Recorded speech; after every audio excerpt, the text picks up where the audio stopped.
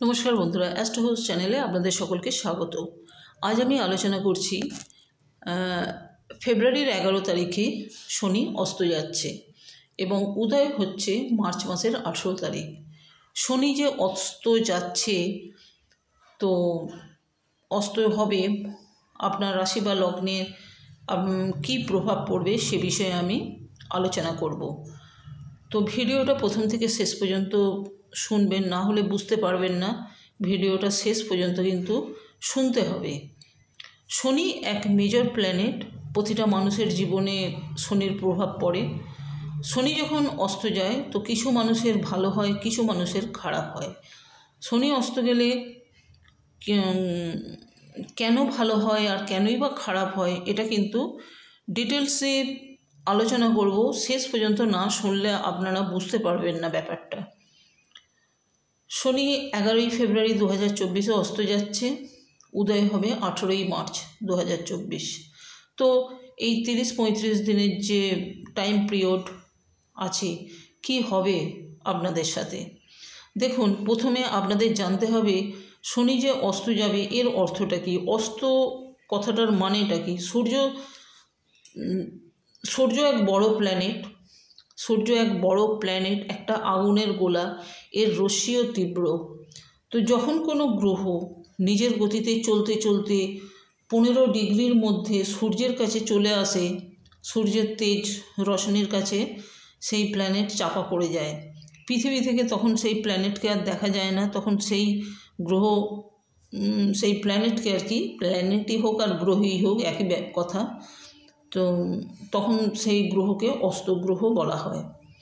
যখন কোনো গ্রহ সূর্যের কাছে চলে আসে আর সূর্যের তেজ রশ্মির জন্য ওই গ্রহ ঢেকে যায়, লুপ্ত হয়ে যায়, অদৃশ্য হয়ে যায়, তো ওই গ্রহ তখন আর পৃথিবী থেকে দেখা যায় না, তখন সেই গ্রহকে অস্তগ্রহ বলা হয়। আবার যখন ধীরে ধীরে সূর্য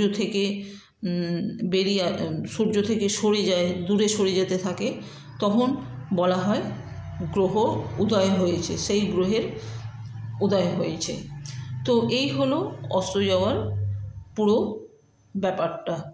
অর্থাৎ প্ল্যানেট যখন সূর্যের কাছে আসে তখন সে সূর্যের প্রখর আলোতে সে চাপা পড়ে যায়, তখন সে অস্ত যাচ্ছে। আর যখন প্ল্যানেট আস্তে আস্তে সরে যায় তখন সে উদয় হয়। তো এই হলো আসল কথা, অস্ত যাওয়ার আসল কথাটা। তো শনি আপনার সেকেন্ড হাউসে বসে, আপনার রাশির অধিপতি শনিদেব ফিনান্সিয়াল স্টেবিলিটি, সেকেন্ড হাউসে বসে ফিনান্সিয়াল স্টেবিলিটি দিয়ে থাকে। কিন্তু অস্ত হয়ে শনি স্টেবিলিটিকে খারাপ করে দেবে, খরচা বাড়িয়ে দেবে। পুরনো কোনো টাকা যেটা কখনোই দেওয়ার ছিল না, এখনই আপনাকে দেওয়ার ছিল না, সেই টাইম পিরিয়ডে দিতে হবে, এরকম সম্ভাবনা থাকছে। শনি অস্ত যাওয়ায় এরকম সম্ভাবনা ঘটবে। শনির সপ্তম দৃষ্টি থাকছে সিংহ রাশিতে, রবির ঘর। এই পিরিয়ডে খরচা বাড়বে, পয়সা আসবে, পয়সা যে আসবে না তা নয়, পয়সা আসবে কিন্তু সেটা খরচার জন্য আসবে। এই পিরিয়ডে আপনার ইটিং হ্যাবিট অত্যন্ত খারাপ হবে। আপনি এতটাই খেতে ভালোবাসবেন এবং খাওয়াটা অত্যধিক বেড়ে যাবে, আর অত্যধিক মুখরোচক খাওয়া দাওয়ার উপর আপনি ঝোঁক দেবেন, যার জন্যে ইটিং হ্যাবিটটা এই পিরিয়ডে বাড়বে, যার জন্য আপনার পেটের প্রবলেমটাও আসবে। শরীরে খুব ব্যথা বেদনা যন্ত্রণা বাড়বে, জয়েন্টে ব্যথা বেদনা বাড়বে, ঘুমের ব্যাঘাত ঘটবে। অস্ত শনি মানসিক একটা টেনশন দেবে আপনাকে। শনি আপনার রাশির অধিপতি, আবার সেকেন্ড হাউসের অধিপতি, আর সূর্য অষ্টম হাউসের অধিপতি। 8th হাউসের অধিপতি হয়ে অন্য ঘরের অধিপতিকে নিজের বড় শরীর দিয়ে, নিজের তেজ রশ্মি দিয়ে ঢেকে দিচ্ছে শনিকে। 8th হাউস কি? 8th হাউস মৃত্যুর ঘর, আয়ুর ঘর। পরিবারে যারা বয়স্ক গুরুজন আছেন তাদের কিছু সমস্যা তৈরি করে এই 8th হাউসের রবি।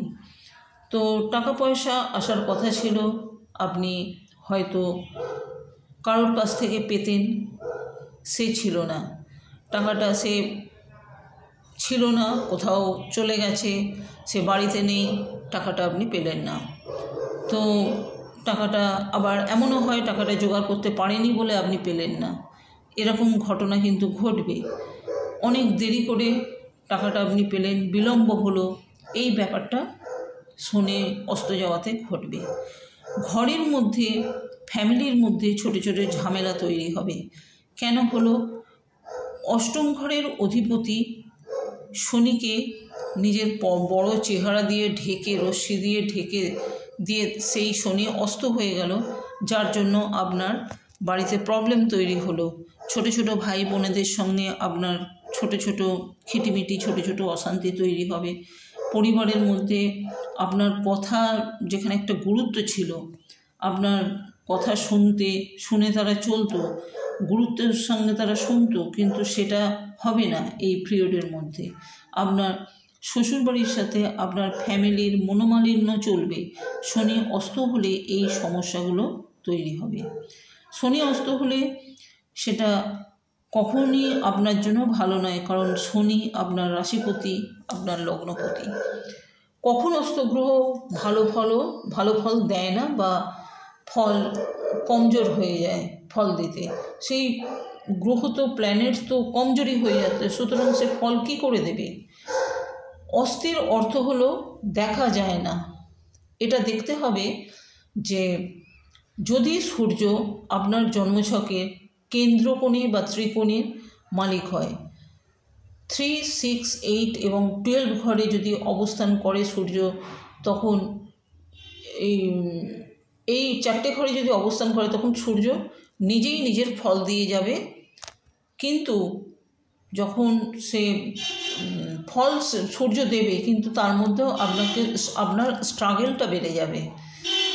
গ্রহ অস্ত কেবল সূর্য থেকেই হয়, সূর্য ছাড়া অন্য কোনো গ্রহ অস্ত করাতে পারে না।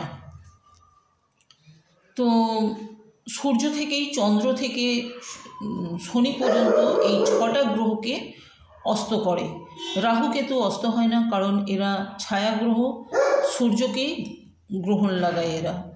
শনি যদি 15 ডিগ্রি থেকে কম, অর্থাৎ সূর্যের যত কাছে আসবে তত অদৃশ্য হবে। সূর্যের উজ্জ্বল আলোতে চাপা পড়ে যাবে, অর্থাৎ অস্ত হবে। শনি সূর্য থেকে দূরে থাকে, অর্থাৎ 15 ডিগ্রির বেশি যদি থাকে, তাহলে অস্ত হবে না। সূর্যের উজ্জ্বল আলোতে সে চাপা পড়বে না বা অস্ত হবে না। অর্থাৎ 15 ডিগ্রির কম যদি হয়, শনি যদি 15 ডিগ্রির কম সূর্যের কাছে, 15 ডিগ্রি সূর্যের কাছে যখন চলে আসছে, তখন 15 ডিগ্রির কম যদি হয়, তখন সে অস্ত হচ্ছে। আর যদি 15 ডিগ্রির বেশি থাকে, তাহলে সে অস্ত হচ্ছে না। অর্থাৎ 15 ডিগ্রির কম হলে যে অস্ত হচ্ছে, তার প্রকোপটা আমি যে আলোচনাগুলো করলাম, এই আলোচনাগুলো আপনাদের ওপর প্রভাবটা পড়বে। আর যদি 15 ডিগ্রির বেশি থাকে, তাহলে এর প্রভাব আপনাদের ওপর পড়বে না। সেটা আপনারা কি করে বুঝবেন? আপনাদের জন্মকুণ্ডলিতে বা জন্মছকে আপনারা দেখে নিন, শনি যে জন্মছকে যেখানে শনি অবস্থান করছে, সেখানে শনি কত ডিগ্রির মধ্যে আছে সেটা আপনারা দেখুন। যদি দেখেন 15 ডিগ্রির বেশি, তাহলে আপনি নিশ্চিন্ত, আপনার কোনো প্রবলেম নেই, কোনো সমস্যা আসবে না এই পিরিয়ডে। আর যদি 15 ডিগ্রির নিচে হয়, তাহলে আমি যে আলোচনাগুলো করলাম, এর প্রভাব আপনাদের ওপর পড়বে। এইভাবেই আপনারা আপনাদের ছকটা খুলে দেখে নিন, আপনারা নিজেরাই বুঝে যাবেন। বন্ধুরা, শনি অস্ত হলে কি হয় সে আলোচনা করলাম। আর শনি আপনাদের 15 ডিগ্রির বেশি হলে আপনাদের কোনো ভয় ভীতি থাকছে না, সেটাও আমি বলে দিলাম। ভিডিওটা শুনুন, দেখুন, আপনারা আপনাদের ছকটা দেখুন খুলে, 15 ডিগ্রির কম আছে না 15 ডিগ্রির বেশি আছে, তাহলে বুঝে যাবেন আপনি ভালো থাকবেন না আপনার উপর প্রভাবটা পড়বে। এই পর্যন্ত বন্ধুরা ভিডিওটা শুনুন। কিছু বলার থাকলে নিশ্চয়ই কমেন্টে জানাবেন। ভালো থাকবেন, সুস্থ থাকবেন। নমস্কার।